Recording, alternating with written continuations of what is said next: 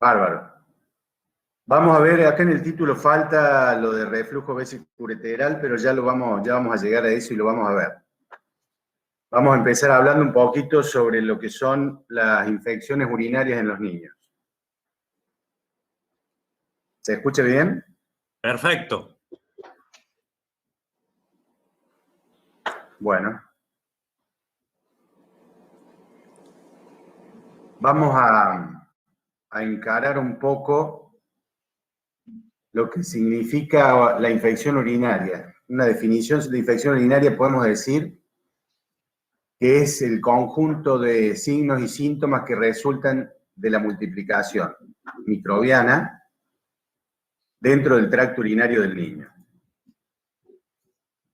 La importancia reside de la infección urinaria, que es una enfermedad bacteriana, es la enfermedad bacteriana más común durante los primeros 3 meses de vida, y en edades posteriores la tercera causa de fiebre después de las infecciones respiratorias y las gastrointestinales. Además, ¿se acuerdan la clase? Fue con la gente que está de sexto año, cuando hablamos de fiebres de origen desconocido. Además, una de las causas más frecuentes de origen de fiebre de origen desconocida, con un alto índice de recurrencias. Esto un poco para situarnos en lo que es las infecciones urinarias. Vamos a prestar atención, vamos a tratar de ir avanzando en lo que es infección urinaria, haciendo hincapié en lo que es el diagnóstico, cómo hacemos un tratamiento, qué daños quedan después de una infección urinaria, y qué estudios por imágenes hay que pedir en una infección urinaria. Por supuesto, teniendo en cuenta el alcance de los métodos que podemos llegar a disponer, y vamos a ver algunos algoritmos para ver cómo ir estudiando una infección urinaria. Algunas de las definiciones que vamos a tener en cuenta en el correr de la clase con respecto a lo que es infección urinaria atípica, infección urinaria recurrente, la pielonefritis aguda, las escaras renales y la cistitis aguda. Ahí pueden ver que las infecciones urinarias atípicas habla sobre el compromiso del estado general, la septicemia, la falta de respuesta al tratamiento a las 48-72 horas de iniciado, y cuáles son los gérmenes más frecuentes que pueden producir las infecciones urinarias atípicas. Que no sean, generalmente no es el Escherichia coli, que es el más común, ya lo vamos a ver, está en un altísimo porcentaje como causante de las infecciones urinarias. Por eso, esta definición es importante para tener en cuenta lo que es una infección urinaria atípica. Y las infecciones urinarias recurrentes serían las que se presentan durante un periodo de 6 meses, en más de generalmente en 2 o más oportunidades, o 4 episodios en un año. Esto puede ser como infección urinaria recurrente. La pielonefritis aguda es un proceso infeccioso que compromete el parénquima renal y sus estructuras adyacentes. Estamos hablando de un todo en lo que es el aparato urinario. El diagnóstico de certeza no siempre es fácil en el niño. La fiebre es el síntoma cardinal, con o sin dolor lumbar, dolor abdominal y o síntomas urinarios bajos. Recuerden esto, que no toda infección urinaria febril es una pielonefritis aguda. Y esto también después lo vamos a escuchar, que a este estudio que voy a nombrar ahora dice que el gol estándar para el diagnóstico de estas pielonefritis aguda es el centellograma con ácido dimercaptosuccínico, que es el DMCA, en la etapa aguda. En la actualidad dice que la ecografía con AngioPower, que no está en todos los lugares de manera accesible, constituye una herramienta útil para la detección de focos pielonefríticos. Es más frecuente tener el centellograma que el angiopower con ecografía. Hay otros marcadores asociados a la pielonefritis aguda, que son el recuento del leucocito mayor de 15.000 por milímetro cúbico, que tiene una sensibilidad de un 63% y una especificidad del 55%. Una PCR mayor de 20 miligramos por litro, que tiene una sensibilidad de 87%, ya es un poco más alto, y una especificidad del 41%. La procalcitonina, que es otro reactante de fase aguda, que si es mayor de 0,5 nanogramos por mililitro, tiene una sensibilidad de 71% y una especificidad del 72%.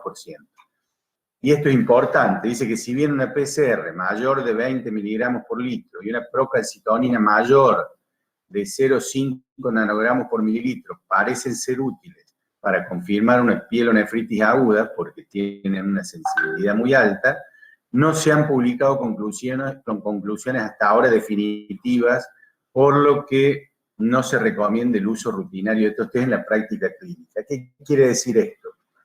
Que tampoco podemos aseverar que hay una pielonefritis aguda, aún teniendo una PCR y una procalcitonina con valores elevados.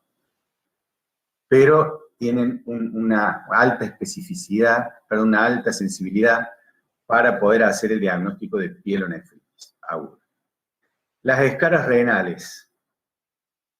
Las escaras renales pielonefríticas son la secuela permanente, que es lo que tenemos que tratar de evitar, post-infección urinaria, que en el centellograma con DMSA se manifiesta como una o más áreas, ya les voy a mostrar algunas imágenes con respecto al DMSA o al centellograma con DMSA, para que lo puedan entender un poquito mejor. Se ven como una o más áreas con defecto de captación del radiotrazador. Así es la manera de identificar a las escaras renales post-infección urinaria. Y la cistitis aguda es la infección limitada al tracto urinario inferior. Trastornos miccionales como disuria, polaquiuria, urgencia, incontinencia, dolor abdominal son los síntomas dominantes en la cistitis aguda. ¿Se escucha bien? ¿Se ve bien? Sí. Vamos a definir ahora un poco la cuestión de estos términos como bacteriuria significativa, bacteriuria asintomática y el daño renal congénito. La bacteriuria significativa, como ustedes ven ahí, es la presencia mayor de 100.000 unidades formadoras de colonia por mililitro de orina en una muestra obtenida por micción espontánea, que es la técnica, ustedes ya la conocen, del chorro medio, ¿sí? O más de 10 a la 5. Cualquier grado de desarrollo bacteriano, como dice acá, cuando la orina se obtiene por punción suprapúbica, indicaría una bacteriuria significativa. Después, en todo caso, podemos hablar un poco de las técnicas de obtención de muestras. Y un recuento de 50.000 unidades formadoras de colonia por mililitro para muestras obtenidas por sondeo vesical. En niños pequeños, un número menor de bacterias puede ser significativo. ¿Por qué? Por el menor tiempo de permanencia de la orina en la vejiga del niño, entre micción y micción. Al niño que no tiene control de esfínteres no le podemos hacer que haga una retención de orina. La bacteriuria, eso en cuanto a la bacteriuria significativa. En cuanto a la bacteriuria asintomática, le decimos que es un proceso benigno que no favorece la aparición de daño renal. Esto es importante porque por ahí en los laboratorios que pedimos, en algunos urocultivos, nos aparece este término de bacteriuria, vemos la bacteriuria y es asintomática, y por ahí pedimos en un laboratorio para descartar y vemos que el número de unidades formadoras de colonia es no significativa. Y la podemos encuadrar dentro de la bacteriuria asintomática. Decimos que es un proceso benigno que no favorece la aparición de daño renal, aún en presencia de reflujo vesicureteral, por lo que no debe ser confundida con infección urinaria. Y no se trata con antibióticos. Esto hay que tenerlo en cuenta. El tratamiento antibiótico puede seleccionar gérmenes más virulentos y favorecer el desarrollo de posteriores pielonefritis agudas.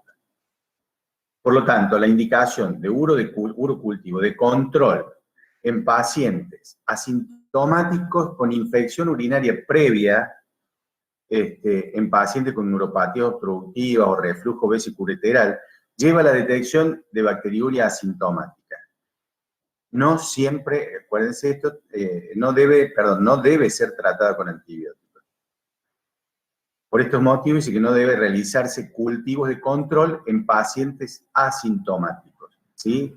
Acá dice muy clarito que esta práctica debe ser desterrada. Si el paciente es asintomático, en pacientes que tienen trastornos de uropatía obstructiva o reflujo vesicureteral, no deben realizarse estos cultivos de control.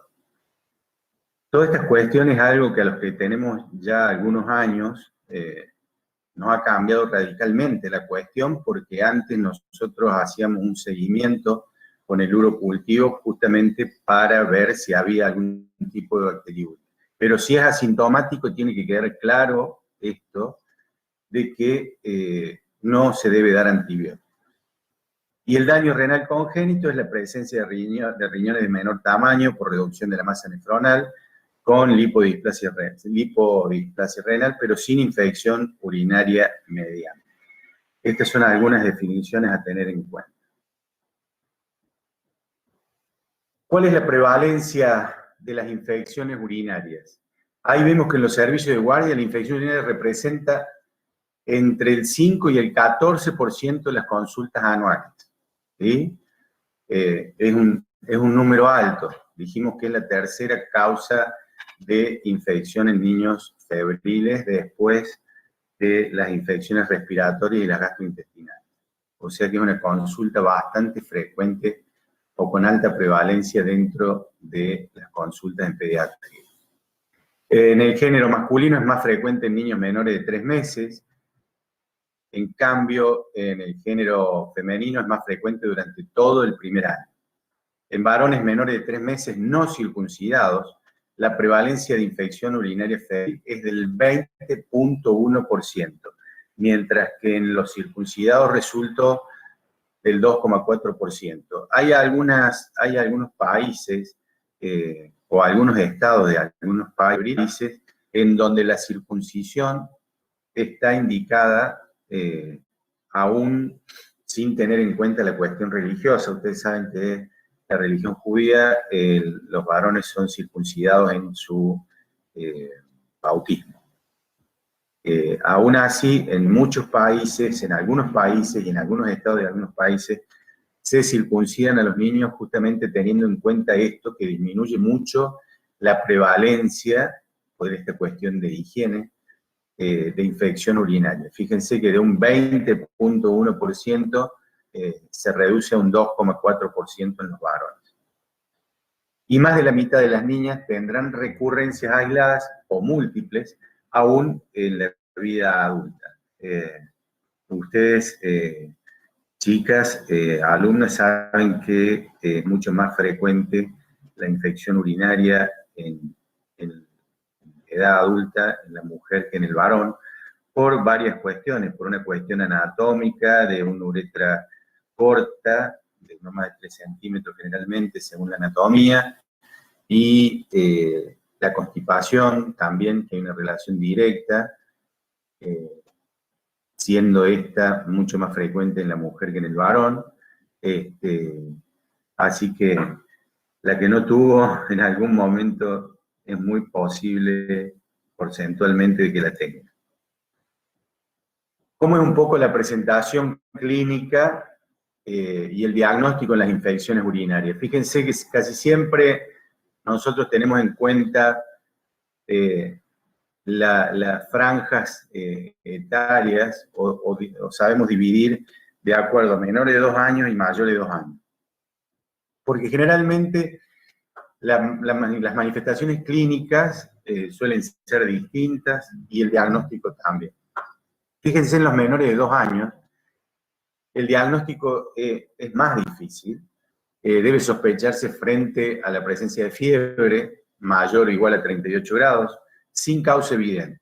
¿Sí? Dijimos que está dentro de la tercera causa más frecuente de síndrome febril, la infección urinaria. La fiebre puede estar asociada o no a detención o desaceleración en la ganancia de peso, porque a veces el niño es afebril y lo único que encontramos en el consultorio es que el niño simplemente tiene una diarreíta o presenta algún vómito y vemos que se estanca la curva de peso. Entonces ahí tenemos que abrir el ojo con los menores de 2 años y investigar la parte urinaria porque es muy frecuente el tema de la infección urinaria en estos niños menores de 2 años. En los mayores de 2 años el diagnóstico clínico suele ser más fácil, pudiendo sospecharse una pielonefritis aguda en presencia de fiebre, vómitos, dolor abdominal y o lumbar, por supuesto, sumado o no a síntomas urinarios bajos, tales como urgencia miccional, colaquiuria, incontinencia y disuria. No todos los niños, hay que interpretar por ahí cómo presenta el niño algún tipo de síntoma de manera indirecta. Desde el punto de vista práctico, uno con los años ha empezado a notar este tipo de cosas e interpretar este tipo de síntomas que son indirectos y que el niño no tiene cómo mencionarlos, porque no le puede poner palabras a la colaquiuria o a la incontinencia que se le escapa o a la disuria. Simplemente por ahí el niño se nota que se agarra la zona genital, que se agacha, que se detiene, que cambia la fascie, que pone una fascie de dolor. Así que hay que tener ese tipo de circunstancias porque acuérdense que estamos hablando de niños. Acá yo puse mayores de 2 años, pero el niño puede tener 2 años y medio y lo único que le vamos a ver es la fiebre, el mal estado general y por ahí tenemos que pensar en la parte urinaria también. Y en todas las edades es importante interrogar sobre infecciones urinarias anteriores, sobre todo si estamos en una guardia, o alguna fiebre que haya sido de causa no clara, que se haya tratado con antibióticos o no, pero que no se había llegado al diagnóstico. También se debe conocer la historia familiar de infección urinaria y o reflujo vesicureteral, dado que existe una predisposición genética para ambas cosas. Y, por supuesto, preguntar si hay estudios previos o ecografías prenatales.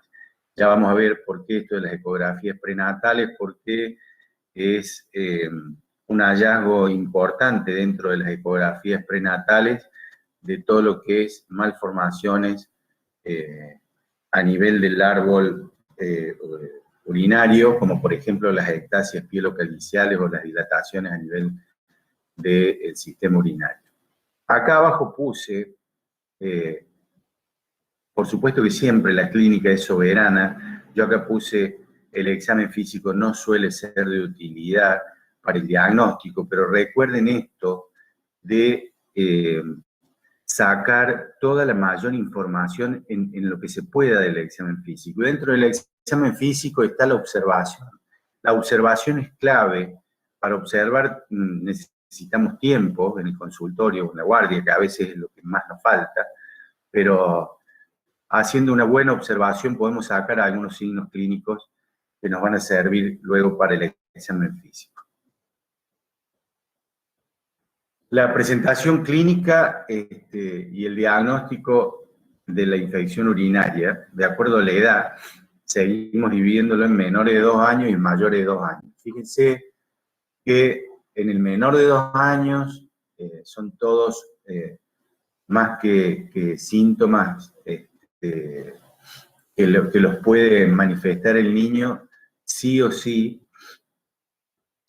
los tenemos que buscar y preguntar, como por ejemplo la fiebre, los vómitos, el dolor abdominal, el rechazo al alimento. ¿Sí? En cambio, en el mayor de 2 años hay un aumento de la frecuencia miccional, ya empieza a mostrar un poco más la sintomatología urinaria, porque generalmente ya hay control de esfínter en mayores de 2 años. Entonces, el aumento de la frecuencia miccional, la disuria, la incontinencia, el dolor lumbar, el dolor abdominal, nos tiene que hacer pensar en una infección urinaria. Y en cambio, los síntomas menos frecuentes en el mayor de 2 años, fiebre, malestar, vómitos, hematuria y orina turbia. Fíjense lo que les decía recién, dentro de la sintomatología más frecuente en los menores de 2 años, que decíamos fiebre, vómito, dolor abdominal. Si ustedes se fijan, un poco que se cruza esto de síntomas más frecuentes con síntomas menos frecuentes de acuerdo a la edad del niño, ¿no? Los menos frecuentes en los menores de 2 años es la letargia, la irritabilidad, la detención de la ganancia de peso, que les decía recién, la hematuria y la micción dolorosa. Por eso les decía que la observación es importante, porque detectar una micción dolorosa en un niño menor de 2 años hay que estar muy preparado o tener cierta experiencia, porque a veces viene la madre y dice que el niño tiene ataques agudos de llanto después de poner una cara, una fascia de dolor, y encuentra que ha sido de esa situación el niño se ha hecho pis o ha mojado el pañal. Hay cuestiones indirectas que hay que tener en cuenta para poder pensar en infección urinaria en menores de 2 años. El laboratorio.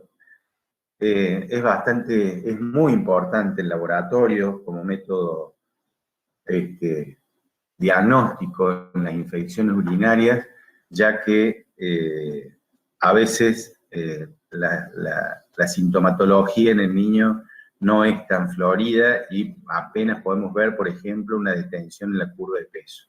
Entonces ahí podemos pedir un laboratorio para quedarnos tranquilos y ver de descartar una infección urinaria. Acá vemos que el 13% de los niños con infección urinaria no tiene piuria. Ustedes fíjense con respecto a la diferenciación con el adulto, que generalmente en el adulto, si ustedes ya lo han visto, tiene un porcentaje mucho más alto de piuria que el niño. Una muestra de orina sin leucocitos no excluye el diagnóstico de infección urinaria, ¿está claro? El sedimento urinario se considera patológico si tiene más de 5 leucocitos por campo o más de 10 por milímetro cúbico, ¿sí? Y esto es importante. La presencia de cilindros leucocitarios en niños con bacteriuria significativa certifica que la infección es renal.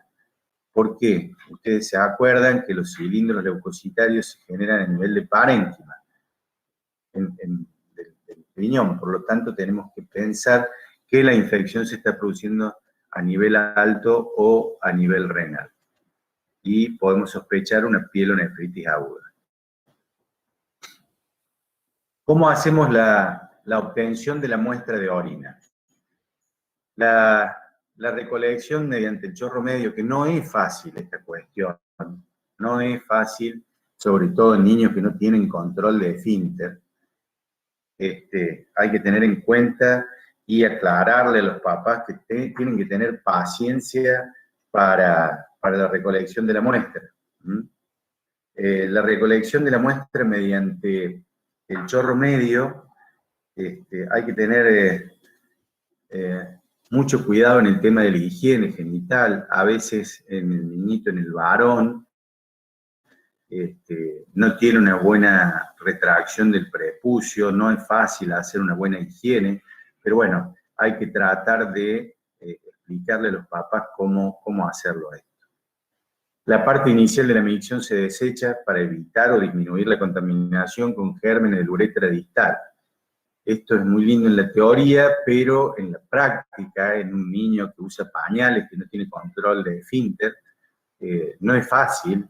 Y el tema de desechar el primer chorro de la micción, porque la verdad que hay que ser muy, muy hábil en la toma de esta muestra. El frasco estéril debe abrirse al iniciar la micción, no tener el frasco abierto y corriéndolo al niñito o estando esperando el pis con el frasco abierto durante 10 minutos. Por eso les digo, tienen que por lo menos de a 2 personas mínimo para poder tomar una muestra de orina con chorro medio, mediante chorro medio. Porque uno lo tiene que sostener, generalmente le hacemos poner los piecitos en agua fría, que estimula la micción. Otro tiene que estar con el frasco tapado, esperando que salga el chorrito, destaparlo en el momento y tratar de agarrar el chorrito medio. No usar las bolsas adhesivas estériles por los falsos positivos, ¿no? Imagínense que generalmente se despegan, se contaminan, no se deben usar las bolsas adhesivas estériles. Y bueno, tener en cuenta los falsos positivos con incompleta retracción del prepucio, lo que les decía recién, y la sinequia de labios menores en las niñitas. Es importante tener en cuenta dentro del examen físico del niño, ver si hay retracción del prepucio, que no haya sinequia en labios menores, porque todo esto hacen encontrar falsos positivos en el informe de laboratorio de una orina. Hay otras formas de obtención de las muestras de orina. Uno es el cateterismo vesical, pero bueno, en realidad debería realizarse solo en los niños que no controlan esfínteres, dice, se considera positivo a un recuento, se acuerdan, mayor de 50.000 unidades formadores de colonia por mililitro. Es un método cruento, así que generalmente tratamos de brindarle información y asistirlos en la paciencia a los papás para que se pongan en el trámite de tomar la muestra por el chorro medio. Y la punción vesical dice que es la técnica con menor posibilidad de contaminación. Se efectúa a 1 o 2 centímetros por encima de la sínfisis del pubis en forma perpendicular a la piel. Se aconseja en recién nacidos o lactantes con compromiso del Estado general para no demorar el inicio del tratamiento. Los colegas, los profes se deben acordar durante la residencia las veces que habremos tenido que hacer punción vesical, porque no teníamos una enfermera ni una mamá por niñitos para que le hicieran el duro cultivo por chorro medio. Así que, pobrecito, la mayoría se ligaba una punción vesical. Pero la ventaja de esto es que un solo germen ya es índice de positividad. Sí, no sé si hicieron o les tocó, me imagino que sí habrán hecho un montón de punciones. Sí, me acuerdo perfectamente. ¿Te acordás de lactante? Sí, lactante segundo piso, pobrecito. Sí. Y si no, porque bueno, los chicos, un poco también recordarle a los chicos que nosotros en nuestra residencia, las enfermeras no hacían estos procedimientos, ni tampoco extraían sangre, ni tampoco canalizaban a los niños. Esa era una práctica nuestra. Nos íbamos 1 hora antes de entrar al hospital para poder hacer tiempo para hacer todas estas cuestiones, ¿no? Sí. Pero bueno, todo deja un aprendizaje.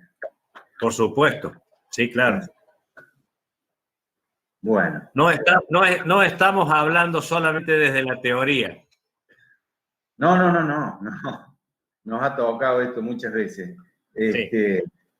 Y creo que, a ver, dentro de las enseñanzas, aparte de la técnica y demás, nos enseñaba mucho, nos transformaba un poco más en la parte humana de contemplar el sufrimiento del niño, ¿no? Porque no es una cuestión de pedir y pedir y pedir estudios. Ya cuando te toca hacerlo a vos, primero el trámite de tener que hacerlo, y segundo el tema de vivir la posibilidad de ver sufrir al niñito en lo que significa todo lo que es someterlo a estudios, ¿no?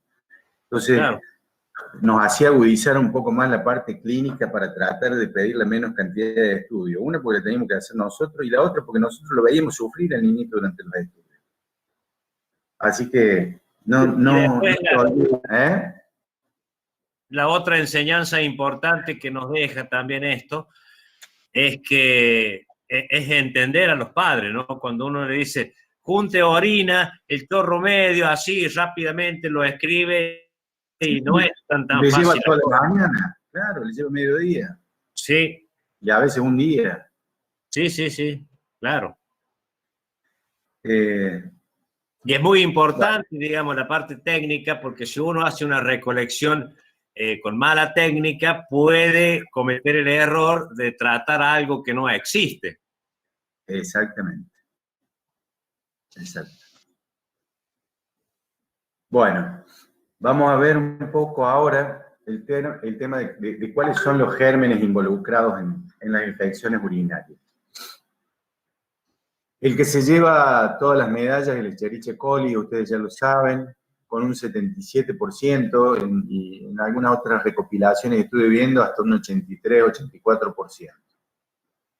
Por eso también importante lo que yo les decía recién de la asociación entre constipación e infección urinaria. El Escherichia coli, ustedes saben que es un germen que se encuentra a nivel intestinal.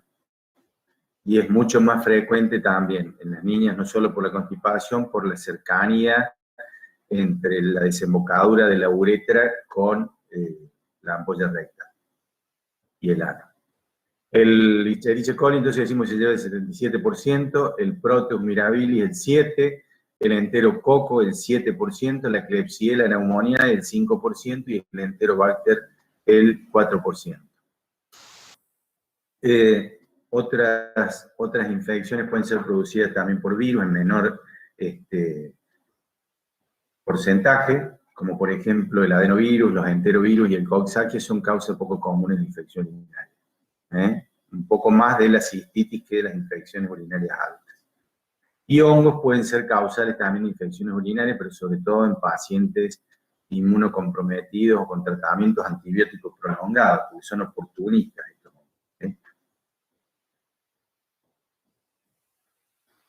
El tratamiento de la infección urinaria. ¿Cuál es el objetivo de tratar una infección urinaria? Fundamentalmente erradicar los gérmenes, prevenir la urosepsis y evitar el daño renal. Estas escaras pielonefríticas que definimos al comienzo de la clase.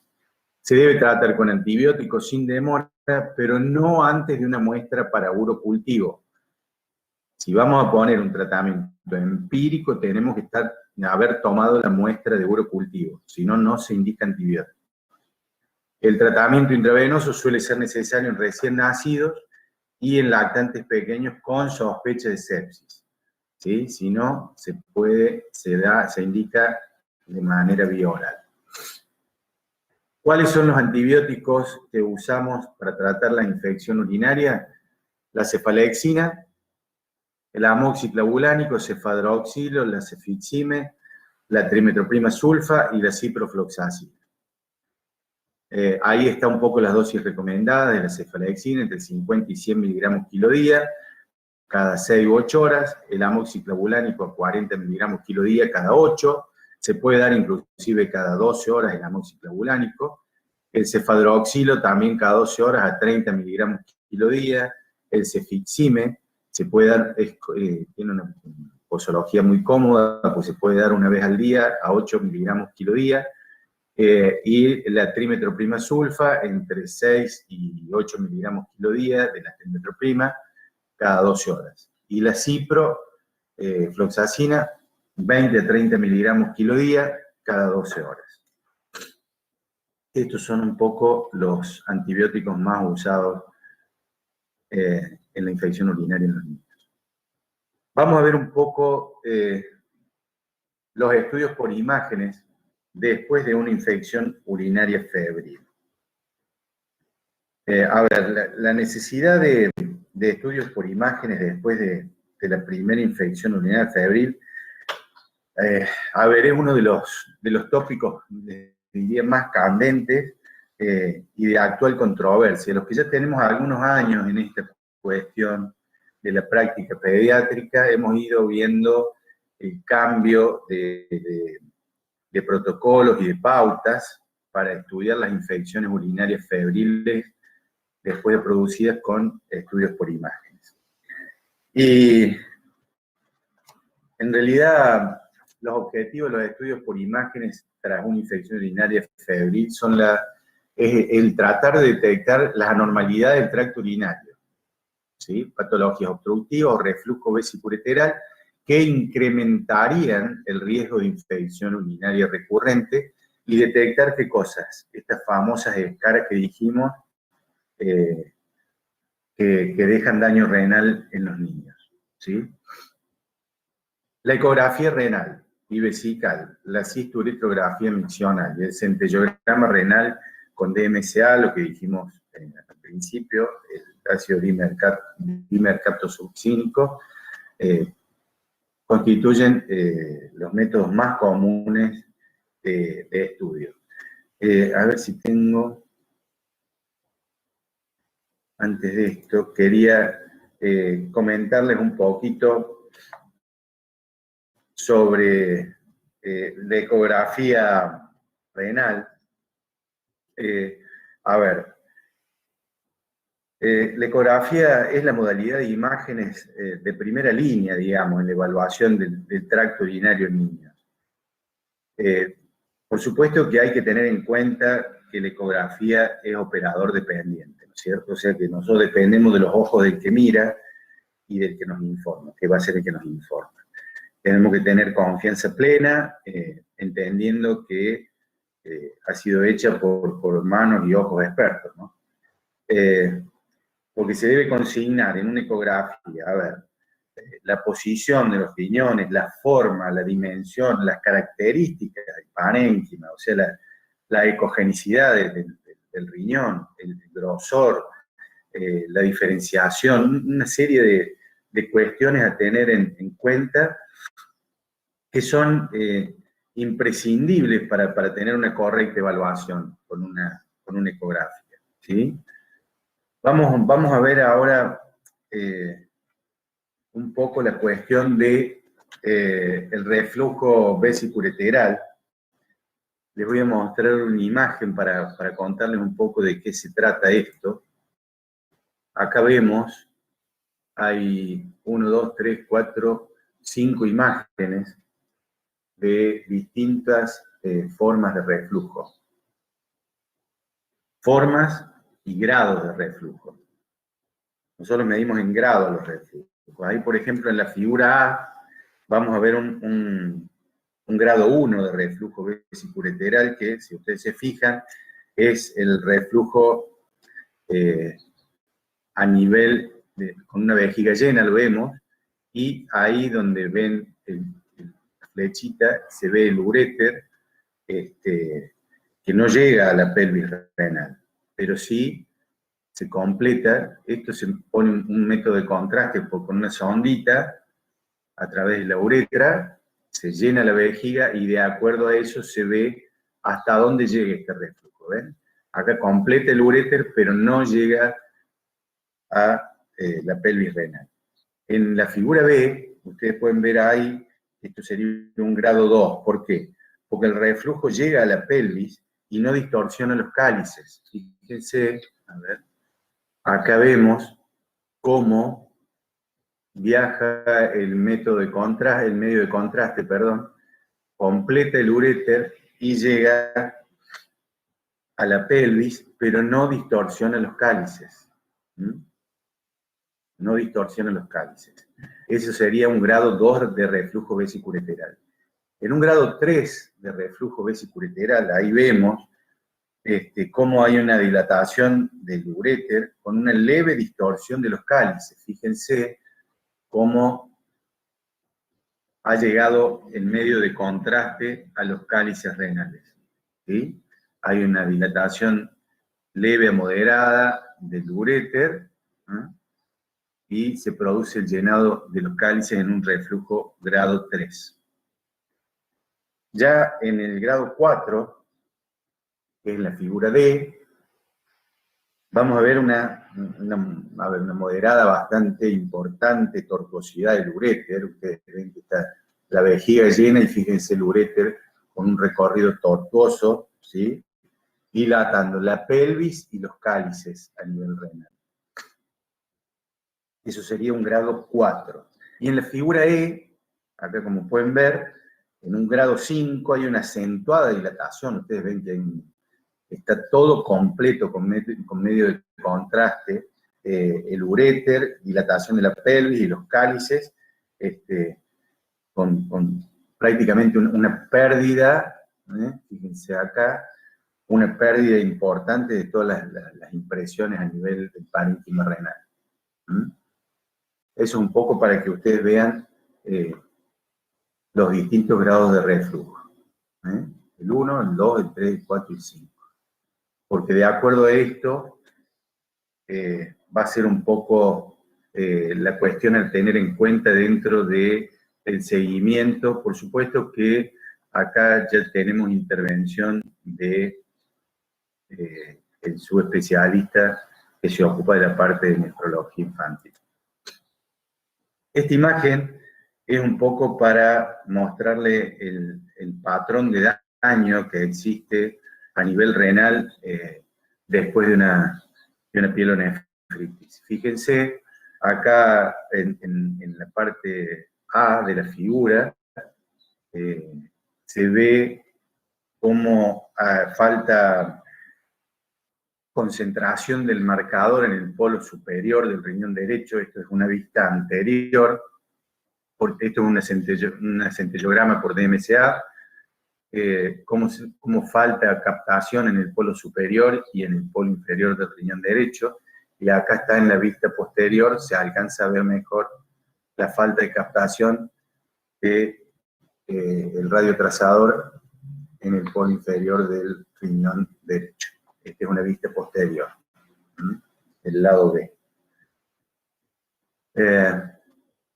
Un poco los algoritmos para solicitar las imágenes. Antes de entrar en los algoritmos, quiero contarles que esta cuestión de la cistouretrografía miccional y el centellograma, a ver, conllevan una considerable dosis de radiación, que equivaldría, por ejemplo, a hacer una cistouretrografía y un centellograma equivaldría aproximadamente a sacar 40 a 50 placas de tórax, ¿sí? Que es ustedes saben que si han visto radiología es el límite de exposición anual para todos los pacientes de nuestro país. El límite es no más de 40 placas. Así que imagínense que en estos dos estudios ya estamos saturando de radiación a un niño para todo el año, ¿sí? Acuérdense bien de eso para no estar pidiendo este tipo de estudios a cada rato. Por eso ahora, bueno, vamos a ver un poco el algoritmo para pedir estas imágenes. Fíjense, primera infección urinaria con buena respuesta al antibiótico. Ecografía renal y vesical normal. ¿Sí?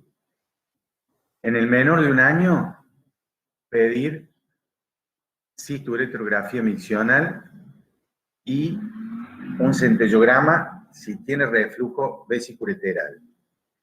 En un niño con buena respuesta al antibiótico después de su primera infección urinaria, con ecografía renal y vesical normal, durante más de un año no se realizan estudios. O sea, si el niño no repite infección urinaria dentro del año, no se realizarán estudios, más que la ecografía, ¿sí? En una infección urinaria atípica, ¿se acuerdan de la definición de infección urinaria atípica? Si no, la podemos volver a ver para que les quede claro. Era el compromiso del estado general, estado de sepsis, falta de respuesta al tratamiento en 48 a 72 horas de iniciado, un germen que no es el Escherichia coli, que decíamos que era el 77% de los casos, y un ascenso de la creatinina y o masa palpable. Esto es la definición de infección urinaria atípica. En este caso, esperen un poquito que tengo que... Infección. En una infección urinaria atípica o complicada, la ecografía renal y vesical. En un niño menor, si se produce una infección urinaria atípica, un niño menor de 1 año, ahí sí debemos pedir, cuando tenemos un germen que no está dentro de las típicas, etcétera, con sepsis y demás, ahí sí tenemos que pedir una centellografía y a 6 meses, por supuesto, dejar pasar 6 meses después del episodio de la infección urinaria, porque se ha visto que hay muchas lesiones que después del 6º mes del episodio de la infección urinaria desaparecen. Por lo tanto, no tenemos que pedir antes de los 6 meses, porque si no vamos a tener que certificar con otra centellografía después de los 6 meses para ver si siguen estando esa disminución de la captación del radiotrazador o no. ¿Ah?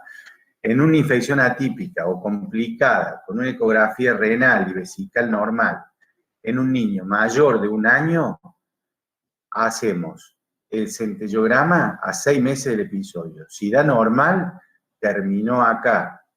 Si da anormal, recién ahí pedimos una cisturetrografía miccional, porque es un método cruento también. Hay que poner una sonda, etcétera, tiene que estar hecho por manos muy avesadas este estudio. Y un poco hablar de el daño renal después de las infecciones urinarias. Es una enfermedad renal crónica, puede llevar a una enfermedad renal crónica, reflujo vesicureteral, infección urinaria. Son pacientes con daño renal congénito, generalmente, por displasia renal no prevenible. Esto, un poco, teniendo en cuenta esto, es lo que hizo cambiar los paradigmas de PEMAG. Estos niños de reflujo o infecciones urinarias a nivel familiar, y son los que van a tener algún tipo o pueden tener algo renal congénito por displasia. ¿Cuál es la incidencia de las escaras post-infección urinaria? Del 15%.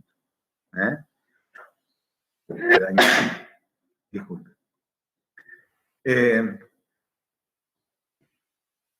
¿Cuál sería, se acuerdan de la definición de infección urinaria recurrente? ¿Cuál sería la prevención de la recurrencia? ¿O cómo haríamos la prevención de la recurrencia de las infecciones urinarias?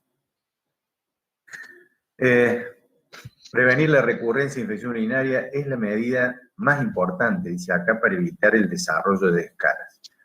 Por lo tanto, vamos a tener en cuenta los factores que favorecen esta recurrencia, que algo ya nombramos, como por ejemplo la constipación, que es bastante frecuente en los niños, cuidar fundamentalmente la dieta y tener en cuenta antecedentes familiares, generalmente vienen por línea materna, por una cuestión constitucional y anatómica. Ustedes saben que el sexo femenino está más afectado por la constipación.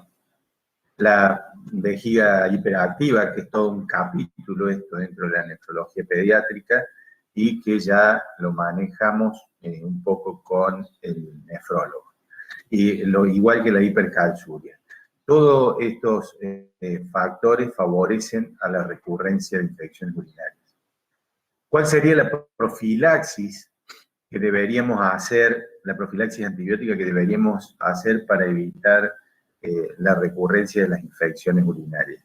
En el menor de 1 año, con reflujo vesicureteral de cualquier grado, hay que hacer profilaxis antibiótica.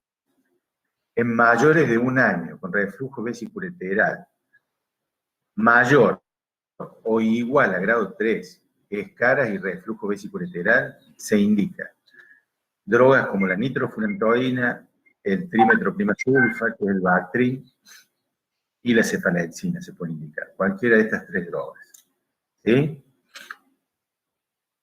Y nada, simplemente contarles que en medicina nada es estático, todo es muy dinámico. Los que ya tenemos algunos años vemos cómo van cambiando estos algoritmos gracias a la aparición de métodos de estudio y trabajos importantes, así que siempre estar tratando de actualizarse para ir viendo y no seguir actuando con cuestiones históricas, como decía un profesor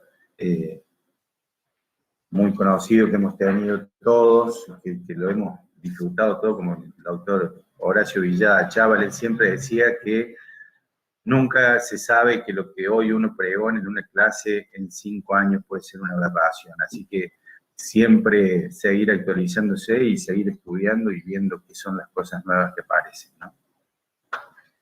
Un poco esto era la clase de infección urinaria que quería compartir con ustedes. Perfecto, Horacio. Muy bien. Muy linda clase.